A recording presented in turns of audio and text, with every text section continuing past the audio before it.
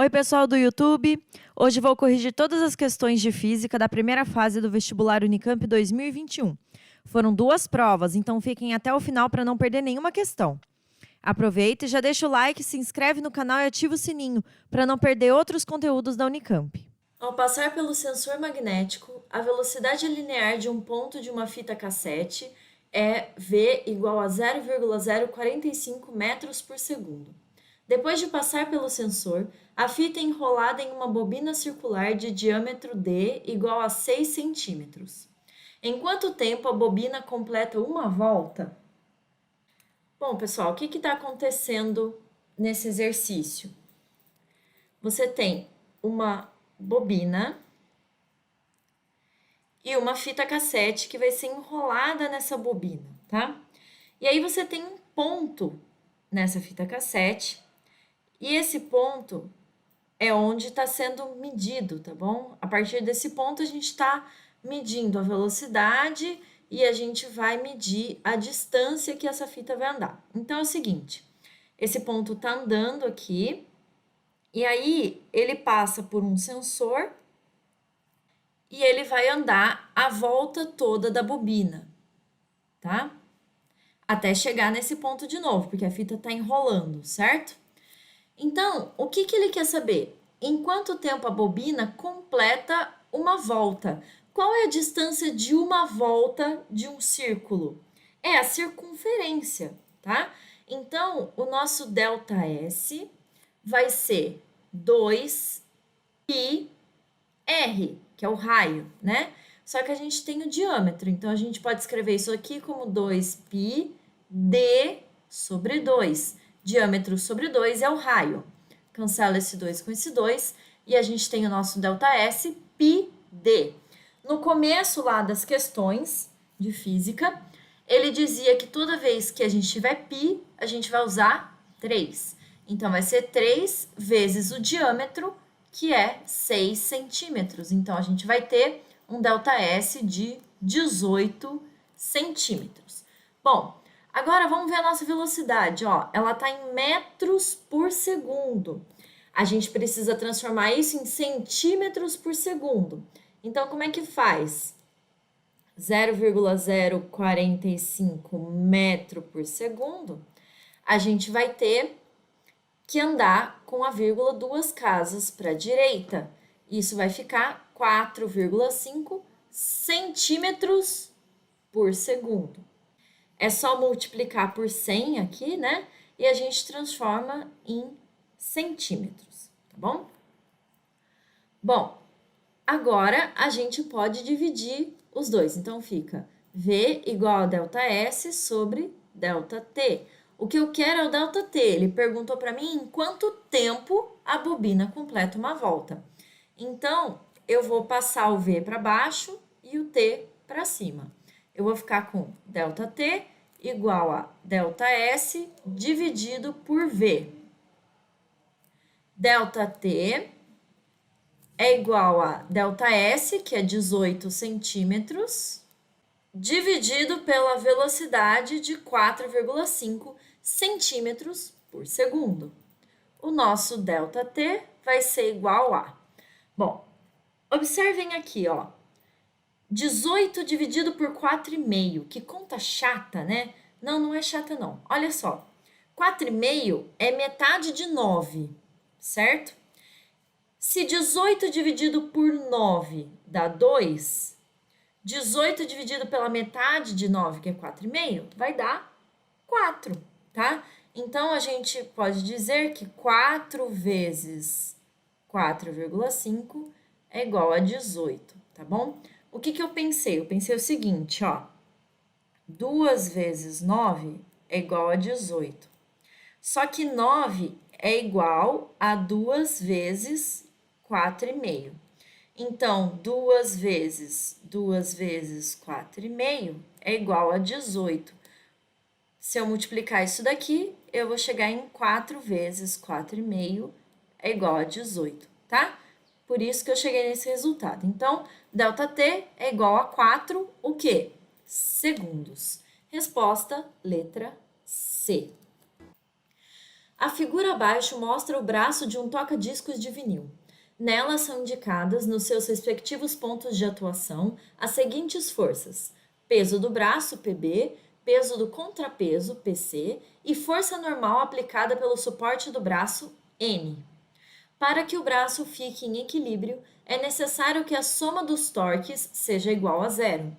No caso do braço da figura, o módulo do torque de cada força em relação ao ponto O, suporte do braço, é igual ao produto do módulo da força pela distância do ponto de aplicação da força até o O.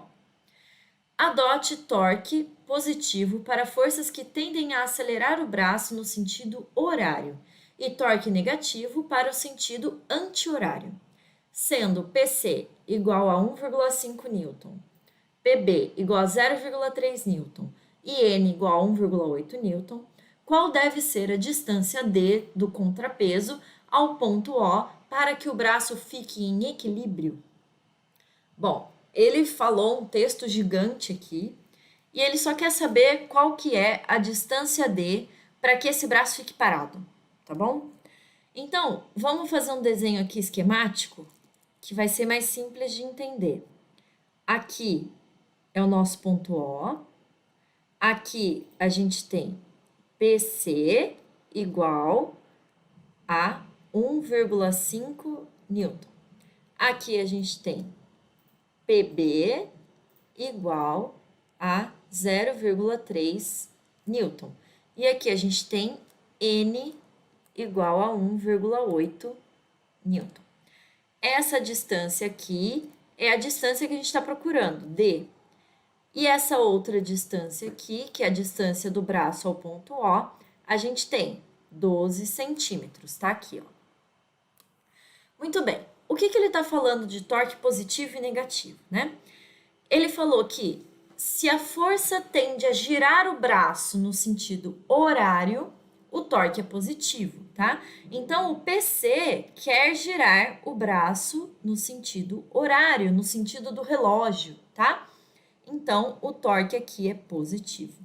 E o PB quer girar o braço no sentido anti-horário, no sentido contrário do relógio. Então, o torque é negativo, tá? E aí ele fala pra gente que a somatória dos torques tem que ser igual a zero para que isso fique em equilíbrio. Então, a gente pode dizer que a soma entre os torques positivo e negativo vai ser igual a zero, tá? Quem é o torque positivo? É PC, que é 1,5 Newton, vezes a distância D. Então, 1,5 vezes D. Quem que é o torque negativo? É o PB, que é 0,3 Newton, vezes a distância de 12 centímetros. Então, menos, porque é um torque negativo, 0,3 vezes 12. Isso é igual a zero.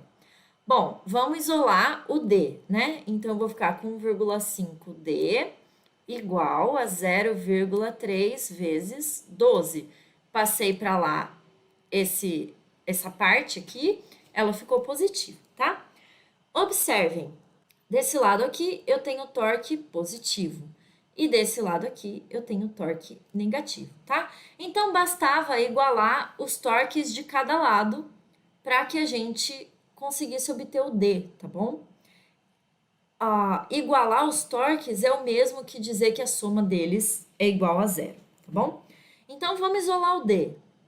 Eu vou passar 1,5 dividindo lá. Então, 0,3 vezes 12 dividido por 1,5. Aqui eu posso cancelar essas vírgulas. Eu vou ter 3 vezes 12 dividido por 15. 3 por 3 dá 1, 15 por 3 dá 5. 12 dividido por 5 dá 2,4 centímetros e a resposta é letra B. A força normal aplicada pela agulha de um toca-disco sobre o disco tem módulo igual a 2 vezes 10 a menos 2 Newton. A área de contato entre a agulha e o disco é igual a 1,6 vezes 10 a menos 3 milímetro quadrado. Qual é a pressão exercida pela agulha sobre o disco? E ele dá um dado para a gente, 1 atm é igual a 1 vezes 10 à quinta newtons por metro quadrado. Muito bem. Primeiro, a gente precisa organizar algumas unidades de medida, tá? Então, aqui a gente tem newton por metro quadrado. A nossa força está em newton, ok, mas a nossa área está em milímetro quadrado, tá? A gente precisa passar isso para metro quadrado. Então, olha só, 10 a terceira milímetros ou 1000 milímetros equivalem a 1 metro. Se eu quero milímetro quadrado, eu vou elevar o 10 a terceira ao quadrado, o que significa que 3 vezes 2 é 6, então 10 a sexta milímetros quadrados equivalem a 1 metro quadrado. Eu estou procurando quanto que é 1,6 vezes 10 a menos 3. Então, 1,6 vezes 10 a menos 3 milímetros quadrados vão ser a minha área. Agora é só multiplicar aqui em x, né? Então, eu tenho 10 a sexta vezes a igual a 1,6 vezes 10 a menos 3 vezes 1. Nem precisa colocar o 1, né? Ele não vai fazer diferença nenhuma. Então, passa o 10 a sexta dividindo, eu vou ter a igual a 1,6 vezes 10 a menos 3 dividido por 10 a sexta. O que está embaixo positivo vai passar para cima negativo. Então, eu vou ter área igual a 1,6 vezes 10 a menos 3 menos 6. A nossa área, então, vai ser 1,6 vezes 10 a menos 9 metros quadrados. Pronto, a parte complicada dessa questão já passou. Agora é só calcular a pressão. Como que calcula a pressão? Força sobre área. Eu tenho uma força de 2 vezes 10 a menos 2 e uma área de 1,6 vezes 10 a menos 9. Eu posso cancelar essas vírgulas e eu vou ficar com 20 sobre 16. 20 por 4 dá 5, 16 por 4 dá 4. 5 dividido por 4 é 1,25 vezes 10. Em cima eu tenho um menos 2. E embaixo eu tenho um menos 9. Ele vai subir positivo, porque ele está negativo. Então, mais 9. Isso daqui vai ser 1,25 vezes 10 a 9 menos 2, 7. Então, 7 o quê? Newtons por metro quadrado, tá? Então, eu tenho uma pressão em newtons por metro quadrado. Só que todas as minhas respostas estão em ATM. O que a gente vai fazer? Usar essa transformação que ele indicou. Então, 1 ATM equivale a 1 vezes 10 a quinta newtons por metro quadrado. 1,25 vezes 10 a sétima newtons por metro quadrado equivale à pressão que a gente está procurando. Aqui é só multiplicar em x, então a gente vai ter 1 vezes 10 a quinta vezes P igual a 1 vezes 1,25 vezes 10 a sétima. Tá? Esses 1's aqui eu posso esquecer deles. O 10 a quinta eu vou passar dividindo, então eu vou ter P igual a 1,25 vezes 10 a sétima dividido por 10 a quinta. De novo, aqui embaixo está positivo, ele vai subir negativo. Então, eu tenho 1,25 vezes 10 a sétima menos 5. Aqui eu vou ter, então, 1,25 vezes 10 a 7 menos 5, 2. Então, eu tenho uma pressão de 1,25 vezes 10 a segunda ATM. E isso está na letra D. A força de atrito cinético entre a agulha e um disco de vinil tem módulo 8 vezes 10 a menos 3 newton. Sendo o módulo da força normal 2 vezes 10 a menos 2 newton, o coeficiente de atrito cinético, μc, entre a agulha e o disco é igual a... Pessoal, aqui é um conceito básico de força de atrito, né? Como que a gente calcula a força de atrito? Φ igual a normal vezes o coeficiente de atrito. Aqui ele está falando atrito cinético, mas não importa se é cinético ou se é estático. A equaçãozinha é essa, tá? Φ igual a normal vezes μ. Aqui é cinético, ok? Então, a gente tem Φ e a gente tem N. É só descobrir o atrito. É simples, continha fácil. Então, vamos lá.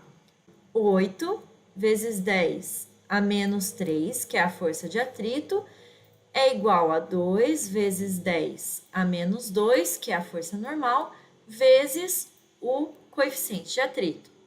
Para eu isolar o coeficiente de atrito, eu tenho que passar o 2 vezes 10 a menos 2 dividindo para lá.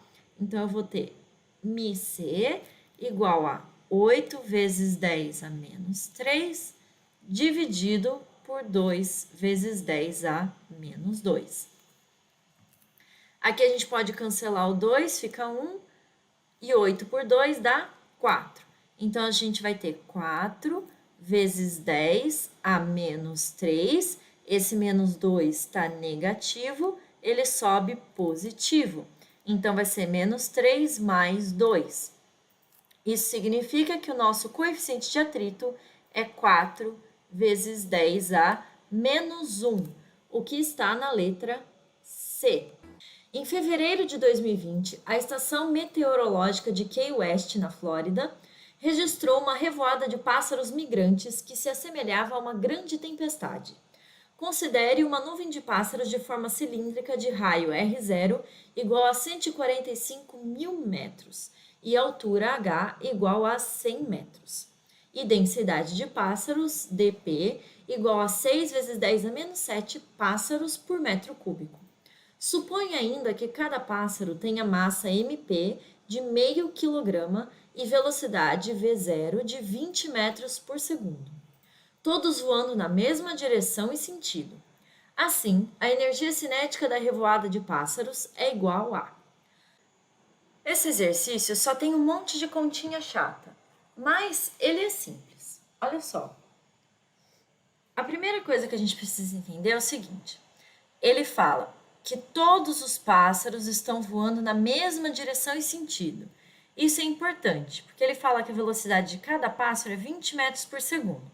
Se eles formam um cilindro, isso significa que a velocidade do cilindro, como um todo, é 20 metros por segundo. Por quê? Porque todos os pássaros estão indo para o mesmo lado, tá? Então, se todos eles estão voando com uma velocidade de 20 metros por segundo para o mesmo lado, significa que o cilindro se move como um todo com 20 metros por segundo, tá? Como ele pergunta a energia cinética, a velocidade a gente já tem.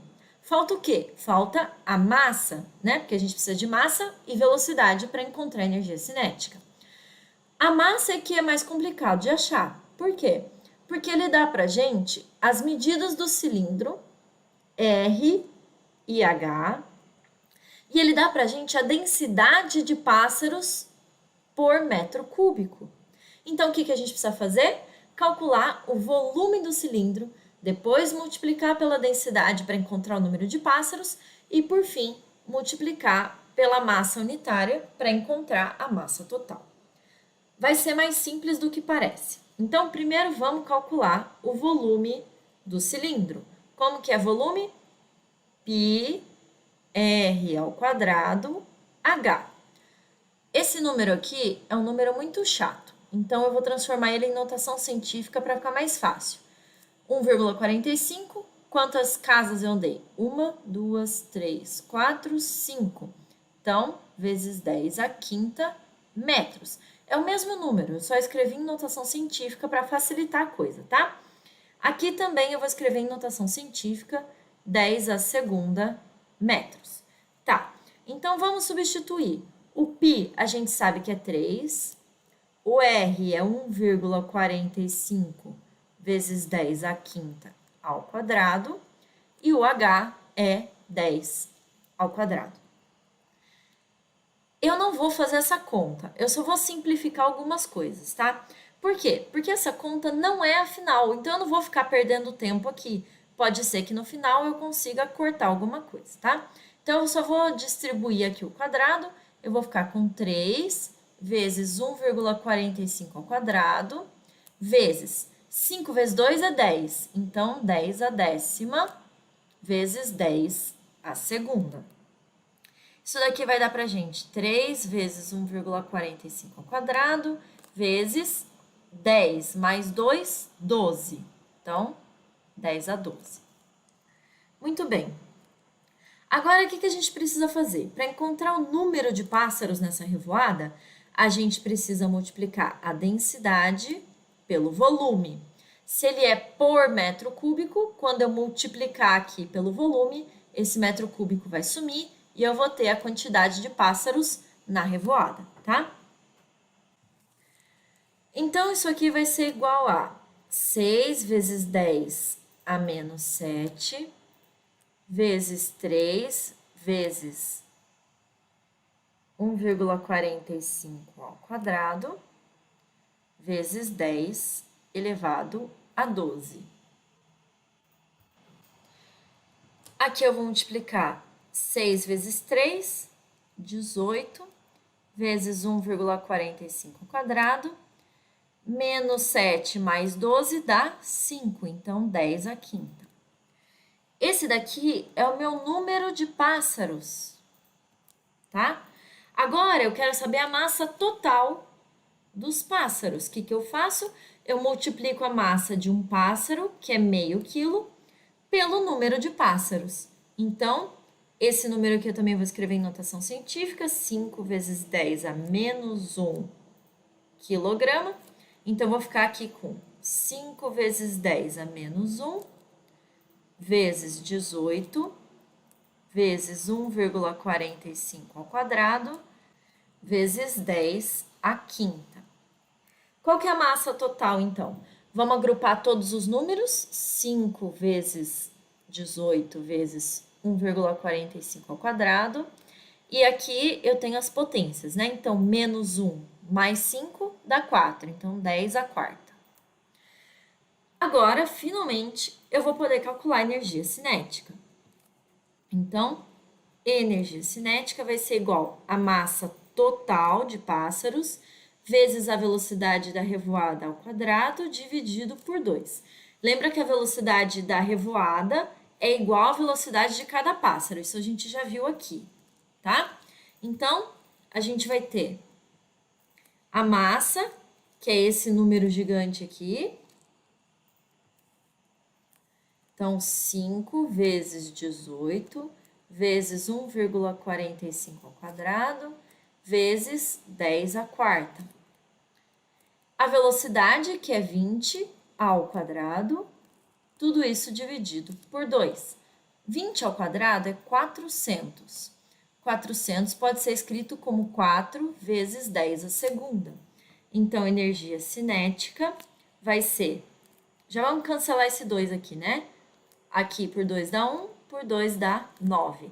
Então, 5 vezes 9 vezes 1,45 ao quadrado vezes 4. Aqui a gente tem um 10. E aqui a gente tem 4 mais 2, 6. Pronto. Agora não tem jeito, né? Tem que fazer toda essa continha aqui. Isso vai dar pra gente 378,45 vezes 10 à sexta. Vamos passar isso para notação científica e a gente vai ter aproximadamente 3,8. Eu andei 2 casas aqui, então eu somo 2 no expoente, 10 oitava. Então, a gente vai ter 3,8 vezes 10 oitava joules. E isso está na letra A. O microchip de massa M igual a 2 vezes 10 a menos 6 grama, é composto majoritariamente de silício. Durante 1 minuto de funcionamento, o circuito elétrico do dispositivo dissipa na forma térmica uma quantidade de energia Q igual a 0,96 milijoule. Considere que o calor específico do silício é C igual a 800 joules por quilograma grau Celsius. Caso não tenha um mecanismo de escoamento de calor para fora do dispositivo, enquanto sua temperatura aumentaria após esse tempo de funcionamento? Pessoal, aqui é uma questão simplesinha de quantidade de calor, né? Então, Q igual a M, C, delta T. O que a gente está procurando? Enquanto a temperatura aumentaria. Então, a gente está procurando o delta T. A gente tem Q, tem M e tem C. Ficou fácil, né? A única coisa é que a gente precisa dar uma olhadinha nas unidades, tá bom? A gente sempre coloca todo o resto em função do calor específico, porque o calor específico é uma unidade muito chata de ser trocada, tá bom?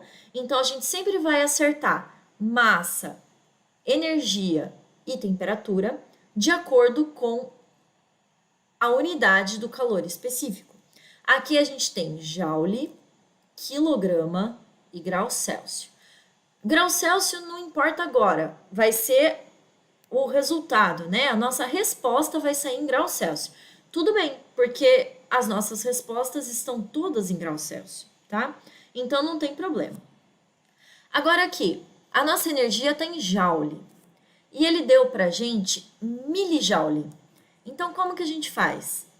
Q vai ser igual a 0,96, mili é 10 a menos 3. Então, vezes 10 a menos 3 joules. Pronto, a nossa energia já está com a unidade correta. E a massa? A massa ele deu em gramas, mas aqui no calor específico está em quilogramas. De grama para quilograma, a gente tem que dividir por 1000. Então, M igual a 2 vezes 10 a menos 6, dividido por 10 à terceira. 10 à terceira é 1000. Esse que está positivo embaixo, sobe negativo. Então, a gente vai ter 2 vezes 10 a menos 6, menos 3. Isso vai dar para a gente 2 vezes 10 a menos 9 quilogramas. Pronto. Agora, a gente está com as unidades certinhas. Vamos voltar para a nossa equação. Então, Q, 0,96 vezes 10 a menos 3. M, 2 vezes 10 a menos 9. C, ele deu aqui, 800. Para facilitar, eu vou escrever 8 vezes 10 a segunda. Só passei para a notação científica. E o delta T, que é o que a gente está procurando, né? Então, para isolar o delta T, eu vou passar esses dois números para lá, dividindo. Esse número aqui, eu vou escrever também em notação científica para ficar mais fácil, porque aí a gente tem todos os números em notação científica. Então, vai ficar 9,6. Eu andei uma casa para a direita, tá bom? Então, eu vou ter 10 a menos 4. Então, aqui o nosso delta T vai ser igual a 9,6 vezes 10 a menos 4, dividido por 2 vezes 10 a menos 9, vezes 8, vezes 10 a segunda. 9,6 dividido por 2 vai dar 4,8. Olha só. 48 dividido por 8 dá 6. Então, 4,8, que andou uma casa para a esquerda, dividido por 8, vai dar 0,6, tá? Então, a gente vai ter aqui 0,6 vezes 10A. Em cima, a gente tem menos 4, embaixo a gente tem menos 9, que sobe positivo, e o 2, que sobe negativo. Então, a gente vai ficar com menos 4 mais 9 menos 2. Delta T, então, é igual a 0,6 vezes 10A, menos 4 mais 9 dá 5, menos 2 dá 3. 0,6 vezes 10 à terceira. Passando para a notação científica, a gente vai ter 6 vezes 10 à segunda. Se eu for uma casa para a direita, eu subtraio um número no expoente, por isso 10 à segunda graus Celsius. E essa resposta é a letra C. A diferença de potencial elétrico U é proporcional à corrente elétrica I em um trecho de circuito elétrico resistivo com constante de proporcionalidade dada pela resistência equivalente Req no trecho do circuito. Além disso, no caso de resistores dispostos em série, a resistência equivalente é dada pela soma das resistências. A corrente elétrica IB, no trecho B do circuito, abaixo, é 3 vezes maior que a corrente elétrica no trecho A, ou seja, IB sobre IA igual a 3. Quanto vale a resistência RB2? Pessoal, esse é um exercício simples de circuitos, né? Então, o que está acontecendo aqui? Nós temos dois trechos em paralelo. O trecho A, que é esse de cima, e o trecho B, que é esse de baixo. O potencial elétrico, 12 volts, ele vale tanto para o trecho A quanto para o trecho B, tá bom? Por quê? Porque o trecho A e o trecho B estão em paralelo, portanto, os dois recebem o mesmo potencial elétrico, tá bom? O texto fala pra gente que U é proporcional a I com uma constante de proporcionalidade R e Q. Esse R e Q, ou resistência equivalente, é a soma de todas as resistências que estão no trecho. No trecho A, a gente só tem uma aqui, ó, que é a RA. Então, com o RA e com o U, a gente consegue descobrir o valor da corrente no trecho A. Então, a gente vai fazer o seguinte, U igual a RA vezes IA. U é 12, RA é 24, IA é o que eu quero. Eu vou passar o 24 dividindo, então, IA igual a 12 sobre 24.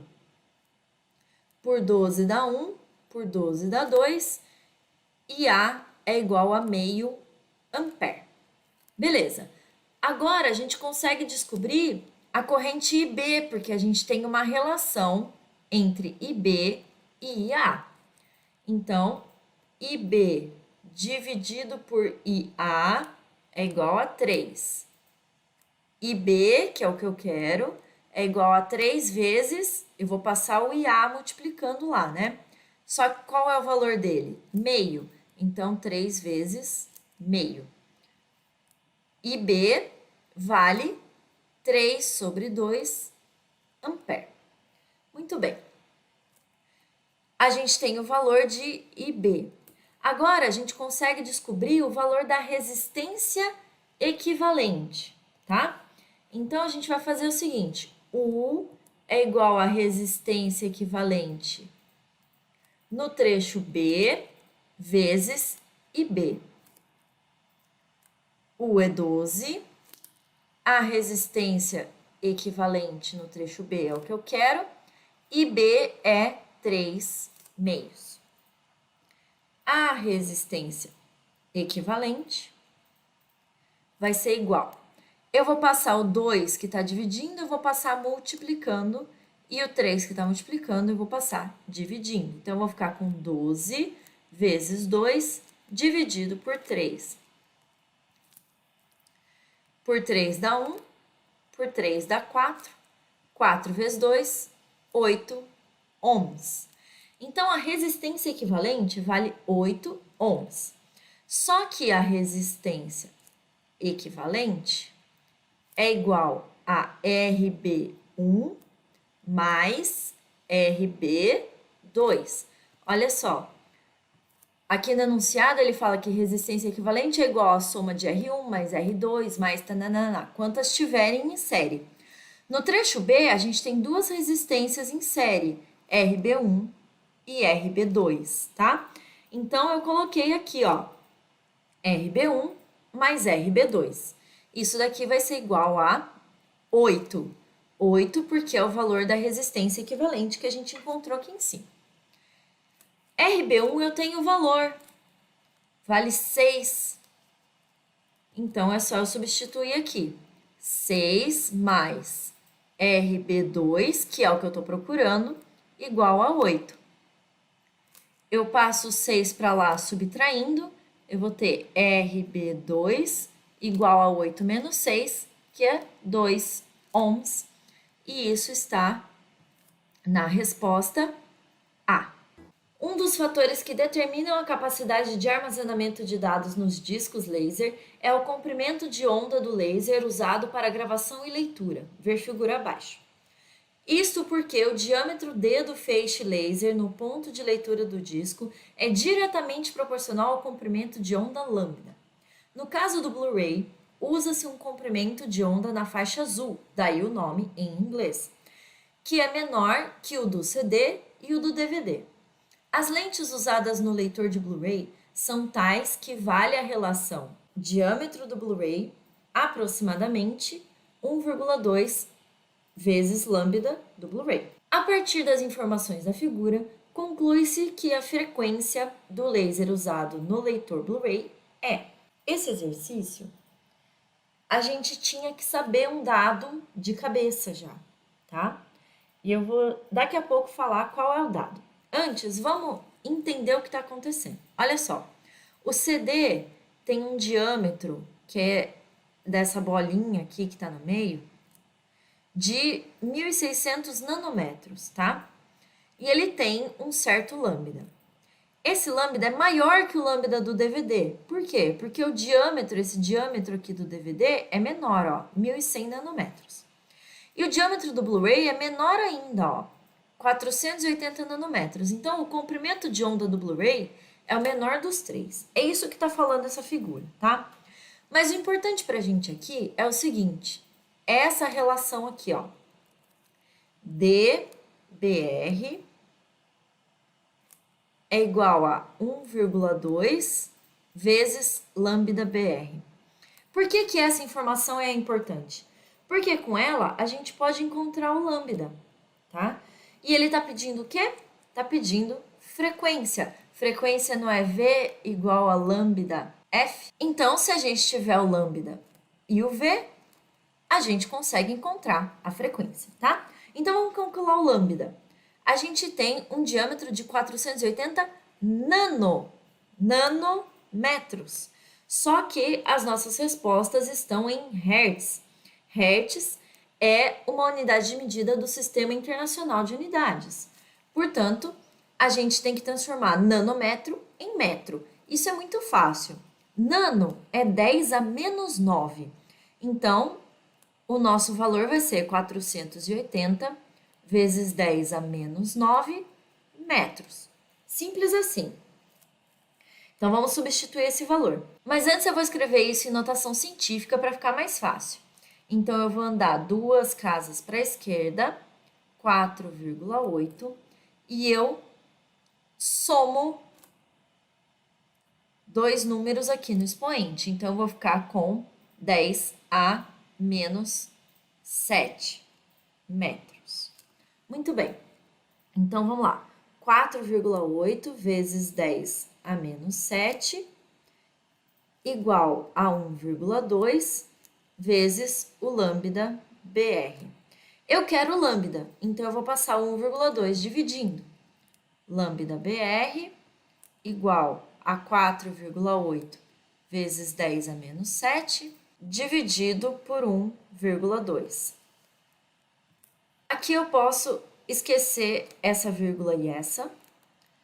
Por 12 dá 1, por 12 dá 4, e a gente tem um lambda de 4 vezes 10 a menos 7 metros.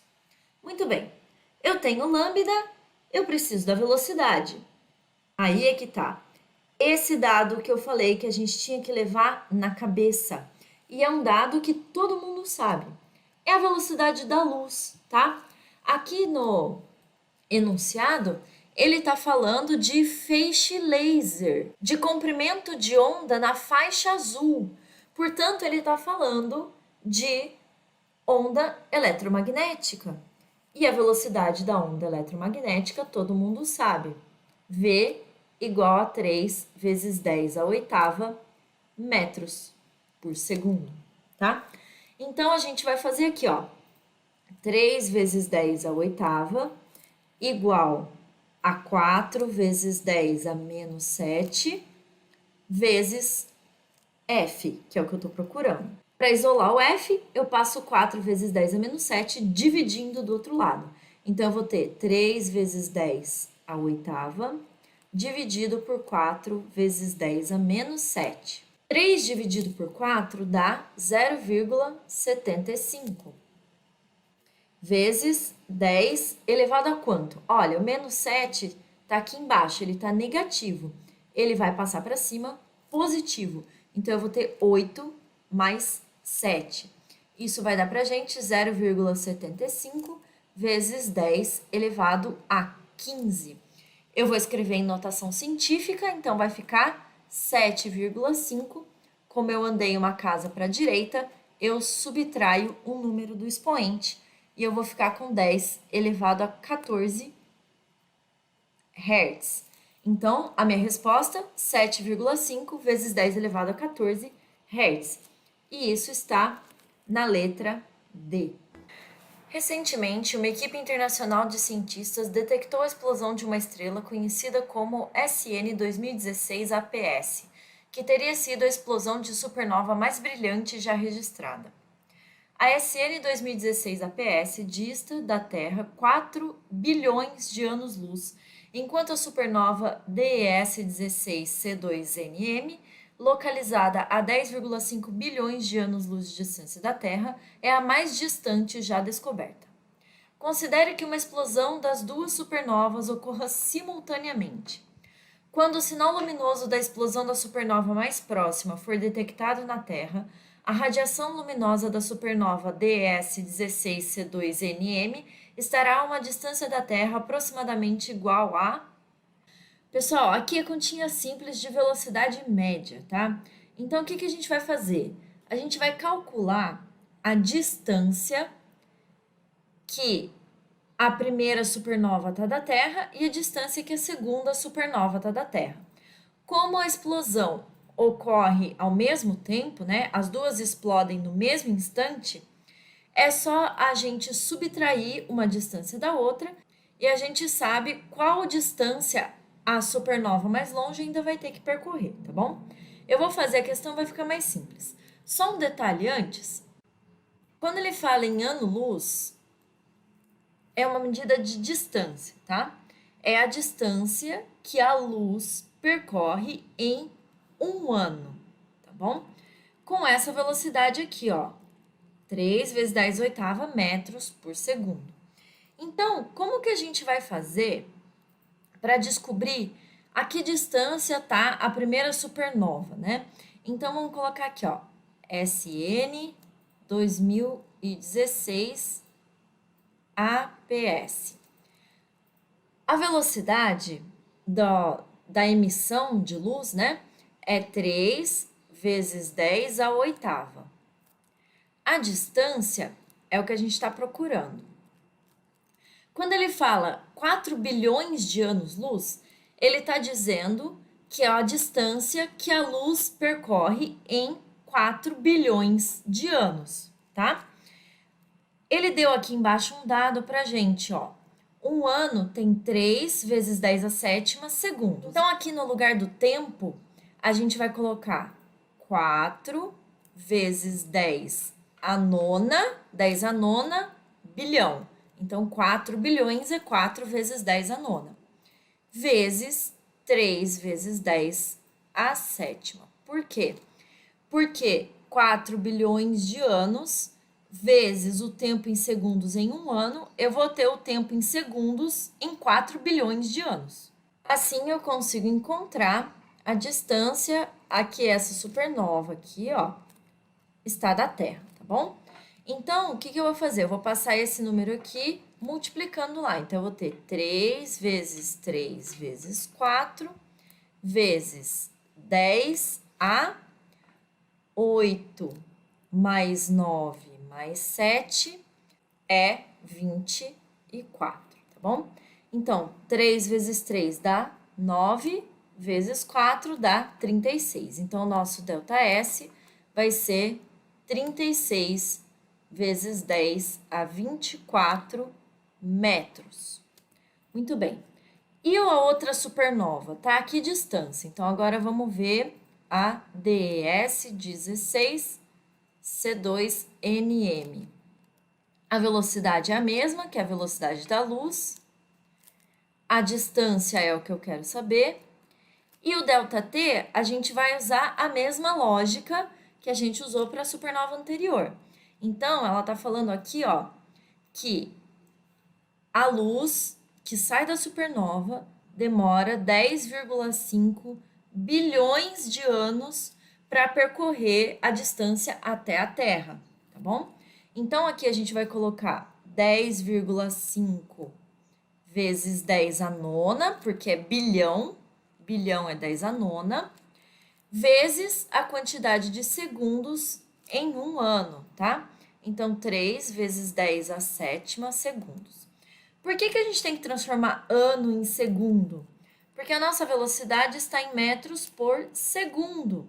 Então, para a gente conseguir uma distância em metros, a gente precisa transformar o nosso tempo em segundos, tá? Bom, então nosso ΔS vai ser igual, eu vou passar esse número aqui, multiplicando lá. Então, 3 vezes 3 vezes 10 e meio, vezes 10A, 8 mais 9 mais 7, 24. ΔS vai ser igual, 3 vezes 3 é 9, 9 vezes 10 e meio é 94,5, vezes 10 a 24. Observem que eu não passei esses números para notação científica. Por quê? Porque estão vendo que eles têm aqui, ó, o mesmo multiplicador aqui, 10 a 24, tá? Por que que eu mantive o mesmo? Porque assim eu posso só trabalhar com os números que estão antes do 10. Se eu tenho a mesma potência aqui, 10 a 24 e 10 a 24, eu posso simplesmente subtrair os números, tá? Então, vamos lá. A distância que a luz da supernova mais distante ainda tem que percorrer vai ser 94,5, que é a distância total que ela tem que percorrer, menos a distância que ela já percorreu, que é a da supernova mais próxima. Então, essa distância vai ser igual a 58,5 vezes 10 a 24 metros. Tá. Aí a gente olha para as alternativas, tá tudo em quilômetro. Então, vamos passar para quilômetro. D é igual a 58,5. E aqui é só a gente dividir por 1000. Se a gente divide por 1000, é só subtrair 3 números aqui do expoente. Então, 10 a 21 quilômetros. Agora, a gente passa para a notação científica. Então, aproximadamente 5,9. Eu andei uma casa para a esquerda, então eu somo um número no expoente, vezes 10 a 22 quilômetros. E isso está na letra D. Recentemente, uma equipe internacional de cientistas detectou a explosão de uma estrela conhecida como SN 2016 APS, que teria sido a explosão de supernova mais brilhante já registrada. Os cientistas estimam que, no momento da explosão, a massa da supernova SN 2016 APS era 50 a 100 vezes maior que a massa do Sol. Se o Sol tivesse a massa dessa supernova, mantendo-se a sua distância da Terra, o que deveria acontecer com a velocidade de translação da Terra e o período do ano terrestre? Bom, pessoal,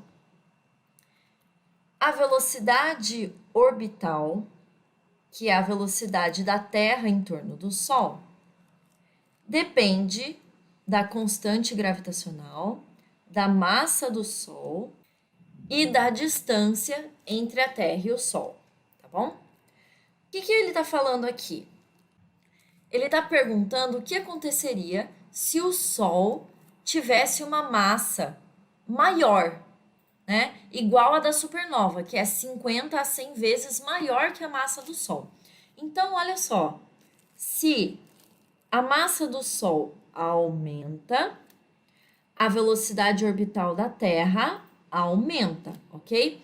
Mesmo com a raiz aqui, se eu aumentar o m, que é diretamente proporcional à velocidade orbital, eu vou aumentar a velocidade orbital. Então, aqui, a velocidade de translação da Terra em torno do Sol deveria aumentar. Ok, a letra A é uma possibilidade. Na letra B, ele fala que deveria diminuir. Não, não deveria diminuir. Deveria aumentar. Aqui ele fala que tanto a velocidade de translação quanto o período deveria diminuir. Já está errado. E na D, ele fala que a velocidade de translação e o período deveria aumentar. Vamos ver. Observem. Se a velocidade orbital da Terra aumenta, significa que a Terra vai girar em torno do Sol mais rapidamente. Então, ela vai sair de um ponto e voltar para esse mesmo ponto mais rápido, certo? Eu tenho aqui, ó, o Sol e a Terra. A Terra gira em torno do Sol. Se a velocidade dela é maior, se a velocidade dela cresce, ela vai fazer essa volta em torno do Sol em menos tempo, tá bom? Então, o tempo vai ser menor. Como que a gente conta o ano? Não é uma volta da Terra em torno do Sol? Então, o período do ano terrestre vai diminuir, porque ela vai demorar menos tempo para dar uma volta em torno do Sol, tá? Então, aqui a alternativa que diz que o período do ano terrestre vai diminuir é a letra A. Portanto, a nossa resposta é letra A. Uma cápsula destinada a levar astronautas à Estação Espacial Internacional, ISS, tem massa M igual a 7.500 kg, incluindo as massas dos próprios astronautas. A cápsula é impulsionada até a órbita da ISS por um foguete lançador e por propulsores próprios para os ajustes finais. O aumento da energia potencial gravitacional devido ao deslocamento da cápsula desde a superfície da Terra até a aproximação com a ISS é dada por ΔU igual a 3 vezes 10 a décima joules. A velocidade da ISS é VISS aproximadamente 8.000 metros por segundo. A velocidade inicial da cápsula em razão do movimento de rotação da Terra pode ser desprezada. Sem levar em conta a energia perdida pelo atrito com o ar durante o lançamento, pode-se dizer que o trabalho realizado pelo foguete e pelos propulsores sobre a cápsula é D. Pessoal, aqui é um exercício simples de trabalho. É só lembrar que o trabalho é a soma de todas as energias envolvidas no processo, tá? Ele deu aqui pra gente a energia potencial gravitacional, ΔU. Qual que falta? Falta a energia cinética, certo? E a gente pode calcular essa energia. Olha só, ele deu a velocidade pra gente e ele deu a massa da cápsula. Então, é só calcular a energia cinética. E igual a mv ao quadrado sobre 2. Esse número grandão aqui da massa, eu vou escrever em notação científica. Então, vai ficar 7,5 vezes 10 a terceira quilogramas, tá? Eu andei 3 casas para a esquerda, então 10 a terceira. É o mesmo número, só escrevi em notação científica. A velocidade eu também vou escrever em notação científica. 8 vezes 10 a terceira metros por segundo. Agora, é só substituir aqui. E é igual a massa, que é 7,5 vezes 10 a terceira, e a velocidade, que é 8 vezes 10 a terceira ao quadrado sobre 2. Eu vou abrir essa velocidade aqui e vai ficar mais fácil da gente fazer a conta. Então, 8 vezes 10 a terceira, vezes 8 vezes 10 a terceira. Isso daqui é a mesma coisa que elevar ao quadrado, tá? Dividido por 2. Então, cancela esse 2 aqui com o 8, embaixo fica 1, em cima fica 4. 7,5 vezes 4 vezes 8 dá 240. Vezes 10 a quanto? Ó, a gente tem aqui 3, 3 e 3. 3 vezes 3, 9. Então, 10 a nona. Observem que a minha energia gravitacional está com uma potência de 10 a décima, tá? Então, o que eu tenho que fazer? Eu tenho que transformar esse número aqui com uma potência igual, de 10 a décima, para que eu possa somar os dois. Então, o que eu vou fazer? Eu vou andar uma casa para a esquerda e vou somar um número no expoente. Então, eu vou ficar com 24 vezes 10 a décima joules. Essa é a minha energia cinética. Agora é só somar com a energia potencial para descobrir o trabalho. Então, vamos lá. Trabalho é igual a energia potencial, 3 vezes 10 a décima. E energia cinética, 24 vezes 10 a décima. Agora é só somar esses dois números aqui. Então, eu vou ter 27 vezes 10 a décima joules. Passando para a notação científica, é só andar uma casa para a esquerda e somar um número no expoente. Então, eu vou ter 2,7 vezes 10 a 11 joules, e isso está na letra C. Em março de 2020, a Unicamp e o Fermi International Accelerator Laboratory, Fermilab, dos Estados Unidos, assinaram um acordo de cooperação científica com o objetivo de desenvolver tanques para conter argônio líquido a baixíssimas temperaturas, criostatos. Esses tanques abrigarão detectores para o estudo dos neutrinos. A temperatura do argônio nos tanques é T igual a menos 184 graus Celsius. Usualmente, a grandeza temperatura em física é medida na escala Kelvin. Sabendo-se que as temperaturas aproximadas do ponto de ebulição e do ponto de solidificação da água, a pressão atmosférica são respectivamente TE igual a 373 Kelvin e TS igual a 273 Kelvin, a temperatura do argônio nos tanques será igual a... Essa questão é muito simples. É uma questão de transformação de unidade. Ele quer saber qual é essa temperatura do argônio em Kelvin. Ele dá Celsius e quer Kelvin, tá? A gente sabe como fazer essa transformação. A gente sabe que T em Celsius é igual a T em Kelvin menos 273. Mas e se na hora da prova deu um branco e eu não consigo lembrar dessa transformação? Muito fácil. Olha só, ele dá dois números para a gente como dicas para a gente descobrir essa transformação, tá? Então, o que acontece aqui? Ele fala que o T em Kelvin é igual a 373. Esse é o valor da água em ebulição, tá? A gente sabe que em graus Celsius isso é 100 graus Celsius, tá bom? O que eu fiz para chegar do Celsius para o Kelvin? De 100 para 373, eu só somei 273, tá bom? E aqui, ó, esse TS, que é o T em Kelvin também, só que agora é de solidificação da água. Ele fala que é 273 Kelvin. A gente sabe que a temperatura de solidificação da água em Celsius é 0 graus Celsius. O que eu fiz? De um para o outro, eu somei 273, do Celsius para o Kelvin. Se eu vier do Kelvin para o Celsius, eu diminuí 273 nos dois casos. Olha só a nossa equação aqui. De Kelvin para Celsius, menos 273. Então, se eu quero a temperatura em graus Celsius, é só pegar o Kelvin e diminuir 273. Se eu quero a temperatura em Kelvin, é só pegar graus Celsius e somar 273, que foi o que eu fiz aqui, ó, nesses dois casos, tá bom?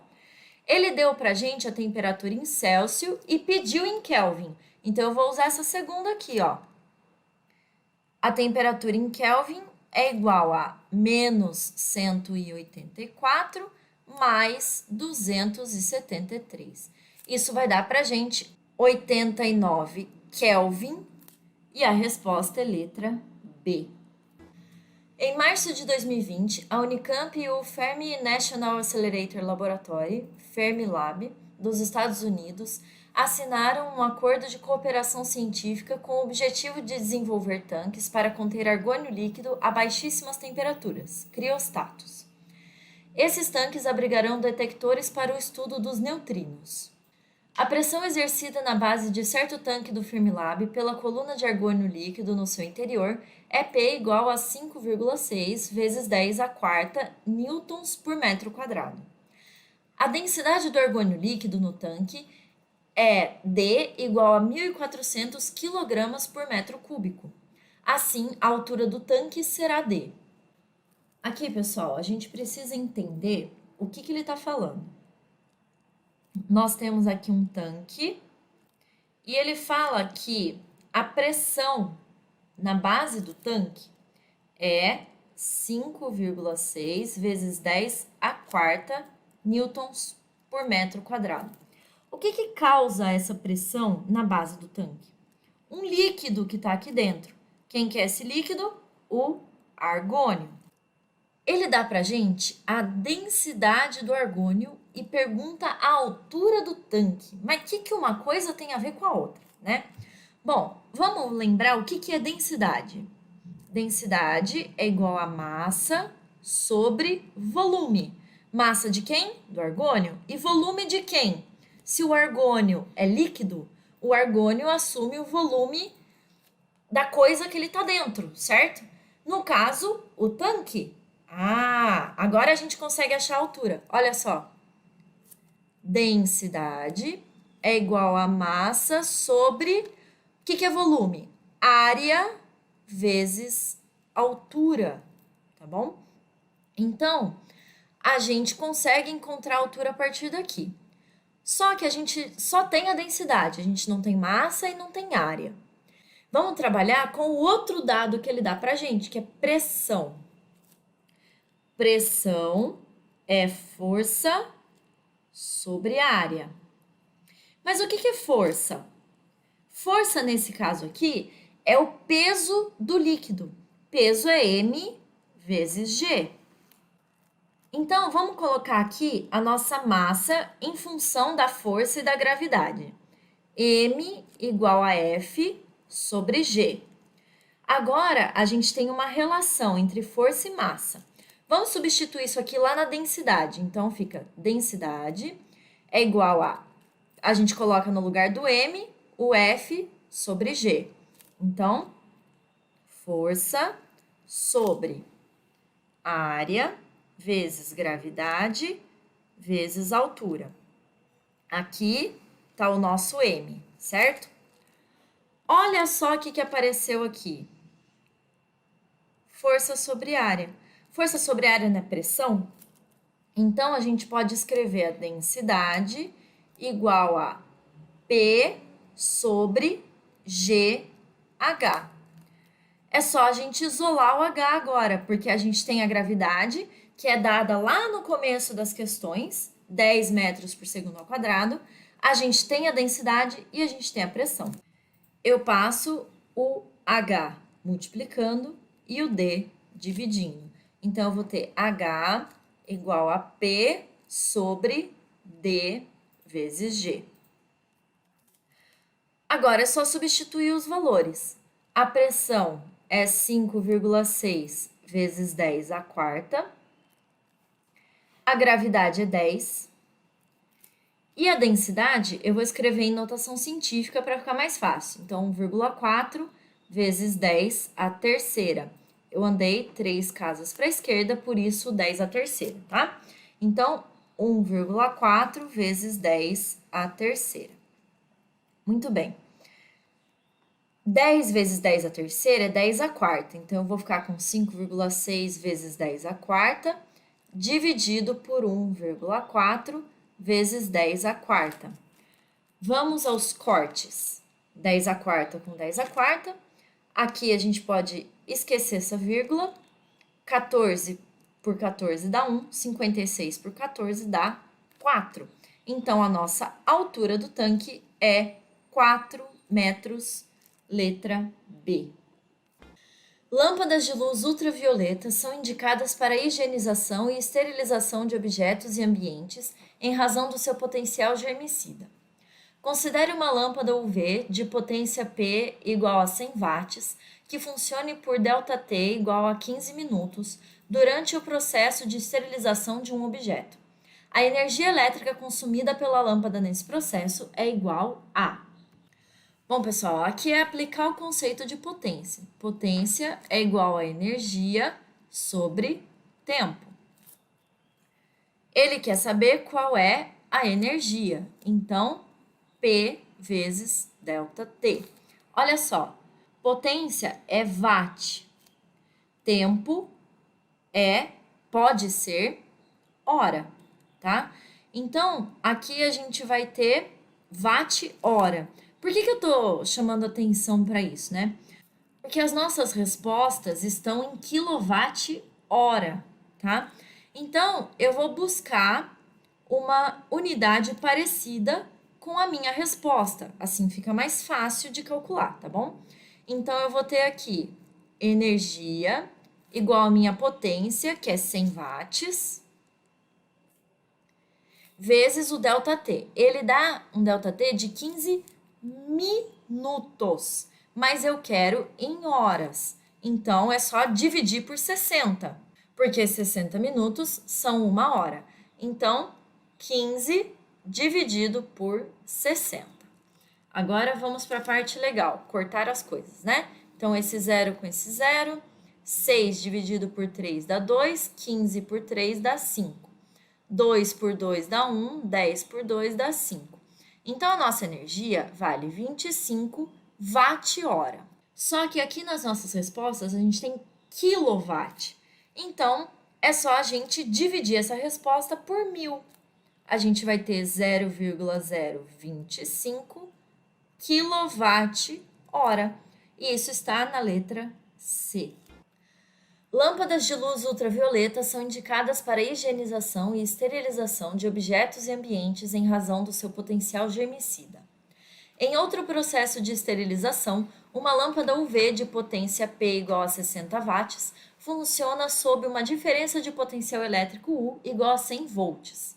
A potência elétrica pode ser expressa também em kVA, sendo 1 kVA igual a 1000 volts vezes 1 ampere, que é igual a 1000 watts. A corrente elétrica I do circuito que alimenta a lâmpada é igual a... Aqui é potência de circuito simplesinha, né? P igual a U vezes I. Ele dá pra gente a potência, 60. Ele dá pra gente o potencial elétrico, que é 100. E ele quer a corrente, tá? Então, eu vou passar o 100 dividindo. Vai ficar I igual a 60 dividido por 100, que é 0,6 ampere.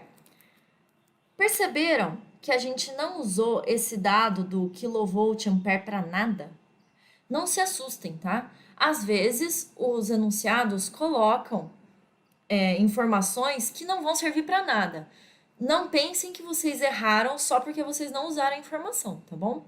A resposta é essa mesmo, 0,6 ampere, letra B.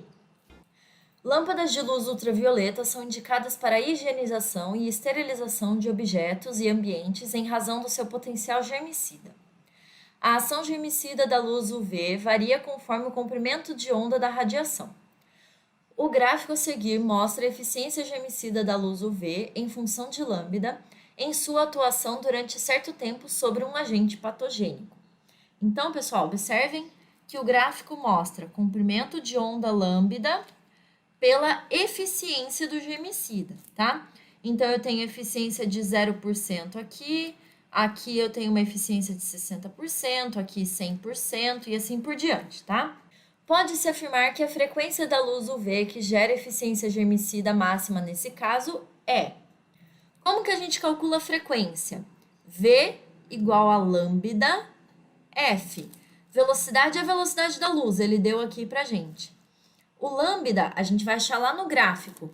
Ele quer a eficiência máxima, portanto, eficiência de 100%, que está aqui em cima, ó. Qual que é o comprimento de onda em 100%? 270 nanômetros. Isso é importante, tá? A gente tem que observar que o comprimento de onda está em nanômetros e a nossa velocidade está em metros, tá bom? Então, o que a gente vai fazer?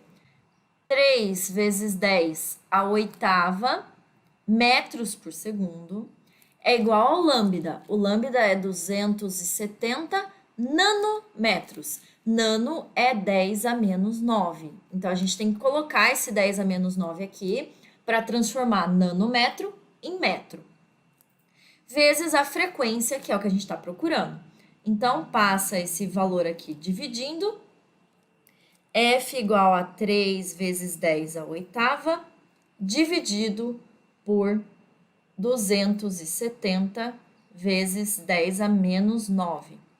Por 3 dá 1, por 3 dá 90.